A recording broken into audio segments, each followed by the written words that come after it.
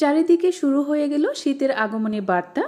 আর এই ঠান্ডা ঠান্ডা শীতের সকালে পিঠাপুলি খেতে কার না ভালো লাগে বলেন। তাই পিঠাপুলির আজকের আয়োজনে তৈরি করে দেখাবো ছিটা রুটি। এই রুটিটা কিন্তু অনেকেই অনেক বেশি পছন্দ করে। আজকে সহজ ওয়েতে এই ছিটা রুটির রেসিপিটা শেয়ার করব। আশা করছি সবার কাছে রেসিপিটা ভালো লাগবে। রেসিপি ভালো লাগলে অবশ্যই চ্যানেল সাবস্ক্রাইব করে আমার পাশে থাকবেন। পিঠা তৈরি করার জন্য এখানে আমি 3 কাপ পরিমাণ ভেজা চালের গুঁড়া নিয়েছি। আর এই চালের গুঁড়াটা ফ্রোজেন করা ছিল, তাই কিছুক্ষণ আগে আমি নামিয়ে রেখেছি। যেহেতু চালের গুঁড়া ফ্রিজে ছিল, তাই এখানে আমি কুসুম গরম পানি দিয়ে ব্যাটারটা তৈরি করব। প্রথমে এখানে 1 কাপ পানি অল্প অল্প করে দিয়ে আমি চালের গুঁড়ার সাথে খুব ভালো করে মিশিয়ে নেব। পানির সাথে চালের গুঁড়া খুব ভালো করে মাখিয়ে এটাকে স্মুথ একটা পেস্টে পরিণত করতে হবে।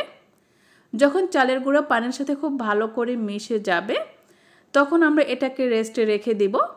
এখানে আমি 1 কাপ পানি পুরোটা ব্যবহার করেছি, তবে এখানে আরও পানি লাগবে। প্রথমে 1 কাপ পানি দিয়ে এটাকে আমি ভালো করে মাখিয়ে নিয়ে ঢেকে এটাকে রেস্টে রেখে দিব।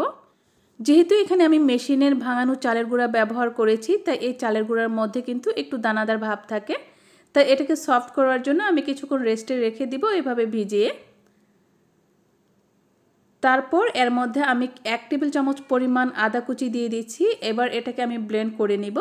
এতে করে এই যে ব্যাটারটা, এটা আরও অনেক বেশি স্মুথ হবে। এর মধ্যে যে সুজির মতো দানাদার ভাবটা থাকে সেটা আর থাকবে না। এবার আমি ব্লেন্ডারে দিয়ে দিচ্ছি। আর ব্লেন্ডারে দিয়ে আমি এটাকে ভালো করে 2-3 বারে ব্লেন্ড করে নিব। প্রায় 30 থেকে 40 সেকেন্ড সময় নিয়ে আমি 2-3 বারে এটাকে ব্লেন্ড করে নিয়েছি। এবার এটাকে আমি বাটিতে ঢেলে নিচ্ছি। আর ব্লেন্ড করার পর এর ঘনত্বটা কিন্তু আরও বেশি গাঢ় হয়ে গেছে। দানাদার চালের গুঁড়াগুলো কিন্তু পেস্ট হয়ে এর সাথে মিশে গেছে। ব্লেন্ডার ধুয়ে সামান্য একটু পানি দিয়ে স্বাদ অনুযায়ী লবণ দিয়ে দিয়েছি। এবার ভালো করে মিশিয়ে ঠিক এরকম ঘনত্বের একটা মিশ্রণ তৈরি করে নিয়েছি। এবার এ পর্যায়ে এর সাথে আমি একটা ডিম ভেঙে দিব। ডিমটা দিলে কিন্তু পিঠার টেস্ট খুবই ভালো আসে, সেই সাথে পিঠাটাও অনেক বেশি সফট হয়। খুব ভালো করে মিশিয়ে নিচ্ছি। আর ডিমটা ভালো করে মেশানোর পর এবার এর সাথে দিয়ে দিব আমি 1.5 টেবিল চামচ পরিমাণ বা 2 টেবিল চামচ পরিমাণ রান্নার তেল।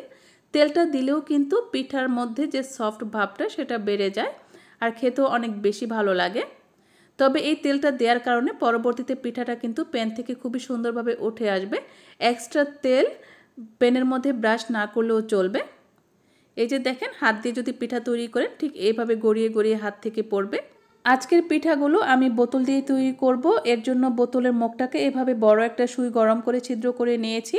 তো এরকম করে বেটার আমি কিছু বোতলে ভরে নিয়েছি। তবে হাত দিয়েও আমি পিঠা তৈরি করে দেখাবো।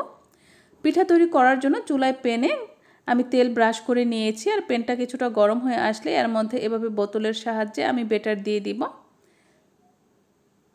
তারপর 1 মিনিটের জন্য ঢেকে দিব। 1 মিনিট পরই দেখা যাবে যে পিঠাটা একদম পারফেক্টলি হয়ে গেছে। আর এভাবে সাইড থেকে প্যান ছেড়ে এসেছে। এখন হচ্ছে আমি এটাকে ভাঁজ দিয়ে দিব। সাধারণত ছিটা রুটি যেভাবে ভাঁজ করা হয় আমি ঠিক সেভাবেই করছি।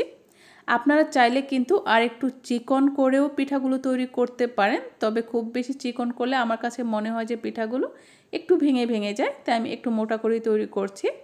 এখন আমি হাত দিয়ে তৈরি করে দেখাচ্ছি। যারা হাত দিয়ে তৈরি করা ঝামেলা মনে করেন চাইলে এভাবে বোতলের সাহায্যেও করতে পারেন। তবে বাসায় যদি সসের বোতল থাকে, সসের বোতল দিয়েও কিন্তু পিঠাগুলো তৈরি করা যায়।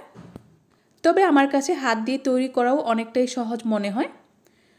যারা আমার ভিডিওটি ফেসবুক পেজ থেকে দেখছেন তারা কিন্তু অবশ্যই পেজটিও ফলো করে রাখবেন যদি ফলো না করে থাকেন। একটা পিঠা হওয়ার পর আবার পিঠা দেওয়ার আগে অবশ্যই কিন্তু টিস্যু দিয়ে প্যানটাকে পরিষ্কার করে নিতে হবে। আর আপনারা নিশ্চয়ই খেয়াল করেছেন, একবার তেল ব্রাশ করার পর আমি একসাথে কিন্তু 2-3টা পিঠা তৈরি করে নিচ্ছি, কারণ প্রতিবার তেল ব্রাশ করার কোনো দরকার পড়ছে না, যেহেতু আমি ব্যাটারটাতে তেল ব্যবহার করেছি। তো এভাবে করে আমি অনেকগুলো পিঠা তৈরি করে নিয়েছি। গরম গরম এই পিঠাগুলো যে কোনো মাংসের ঝোল অথবা ভর্তা দিয়ে খেতে কিন্তু দারুণ লাগে। আজকে আমি গরুর মাংসের সাথে সার্ভ করেছি। হাঁসের মাংস বা মুরগির মাংস যে কোনো মাংসের ঝোল দিয়ে খেতেই ভালো লাগে। আর ভর্তা হলে তো কথাই নেই। রেসিপি যদি ভালো লেগে থাকে তাহলে কিন্তু অবশ্যই ভিডিওটিতে লাইক এবং কমেন্ট করে দিবেন। আর আপনার ফ্রেন্ডস এবং ফ্যামিলির সাথে শেয়ার করবেন।